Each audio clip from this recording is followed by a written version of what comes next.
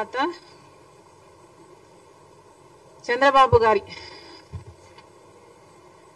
బాబు surety భవిష్యత్ guarantee, ఇది చంద్రబాబు గారి సూపర్ 6. ఈ సూపర్ 6 లో భాగంగా చంద్రబాబు గారు కొన్ని వాగ్దానాలు ఇచ్చారు. వీటిల్లో స్కూల్కి వెళ్లే ప్రతి బిడ్డకు 15,000 ఇస్తామని, ప్రతి రైతుకి 20,000 ఇస్తామని, ప్రతి మహిళకు 18,000 ఇస్తామని, ఇలాంటివి ఎన్నో చేశారు.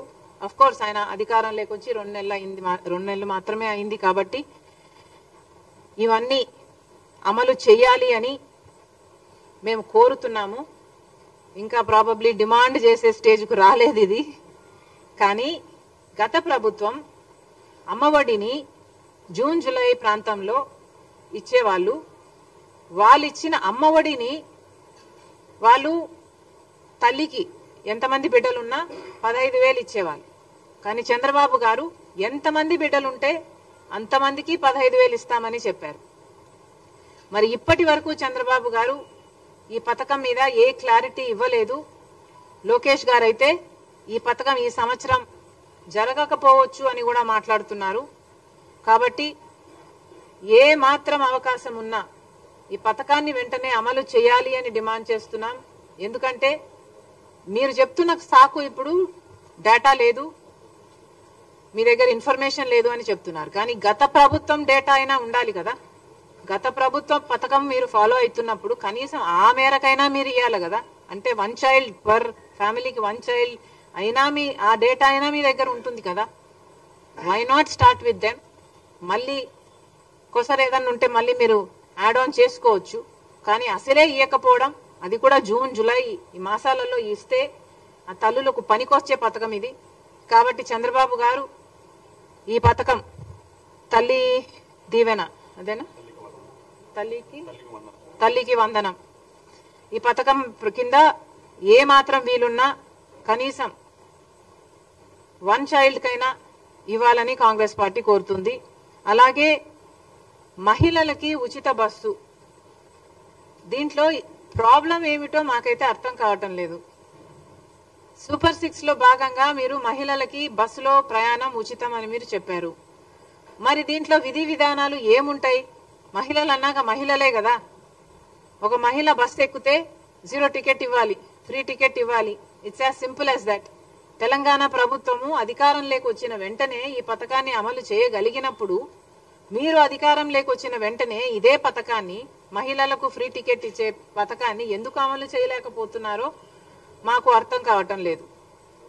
కనీసం ఇంత చిన్న పథకాన్ని కూడా అమలు చేసే ధైర్యం మీరు కనపరచకపోతే ఇది ఎలా అర్థం చేసుకోవాలో కూడా ప్రజలకు అర్థం కావటం లేదు.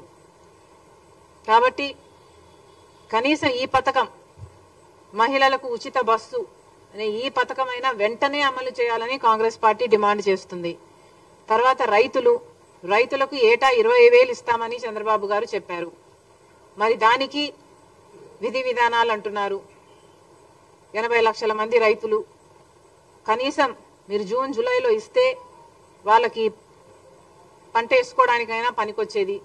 అది ఇవ్వకపోగా, అది ఎప్పుడు ఇస్తారా అని రైతులందరూ ఎదురు చూస్తుంటే అది ఇవ్వకపోగా విత్తనాల కోసం కొన్ని చోట్ల లైన్లలో నిలబడుతున్నారు అని మేము అడిగితే మమ్మల్ని ఎద్దేవా చేశారు.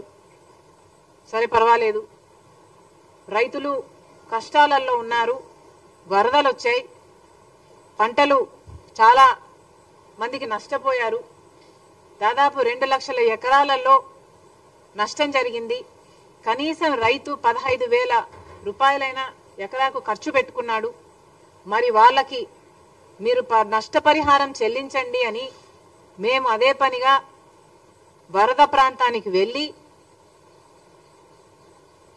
నీళ్ళ నెక్ డీప్ వాటర్లోకి దిగి మరీ హైలైట్ చేసినా కూడా చంద్రబాబు గారి కంటికి కనిపించలేదు. మరి అలాంటి రైతులని, వరద ప్రాంతాలలో మునిగిపోయిన ఆ పంటల్ని పరిశీలించినట్టుగా మాకు చంద్రబాబు గారు కానీ, పవన్ కళ్యాణ్ గారు కానీ, పురంధేశ్వరి గారు కానీ మాకెక్కడా కనిపించలేదు. సరే మీరు పర్యటించకపోయినా కూడా మేము పర్యటించాం కాబట్టి మేము చెప్తున్నాము, మీరు కనీసం రివ్యూ అయినా పెట్టి ఎంతమంది నష్టపోయారో అంచనా వేసి కనీసం 15,000 అయినా ఇయ్యండి అని మేము కోరటం జరిగింది. మీరేమో 3,000 ఇస్తామని చెప్పారు. ఆ 3,000 ఎక్కడికి సరిపోతుంది, ఎవరికి సరిపోతుంది? ఒకసారి ప్రభుత్వం ఆలోచన చేయాలి. ఏది అడిగినా ఈ మధ్య చంద్రబాబు గారు మాటకు ముందే డబ్బులు లేవు, గత ప్రభుత్వం అప్పులు చేసి వెళ్ళింది అంటున్నారు. అప్పులు చేసి వెళ్ళిన మాట వాస్తవం కావచ్చు, కానీ అప్పులు ఉన్నాయి అన్న సంగతి చంద్రబాబు గారికి తెలిసిన విషయమే.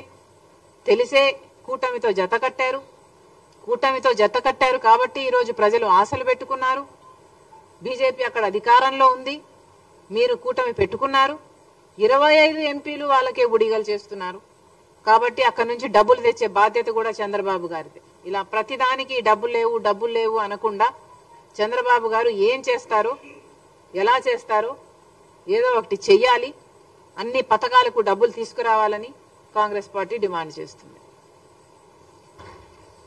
మీరేమైనా మాట్లాడతారా?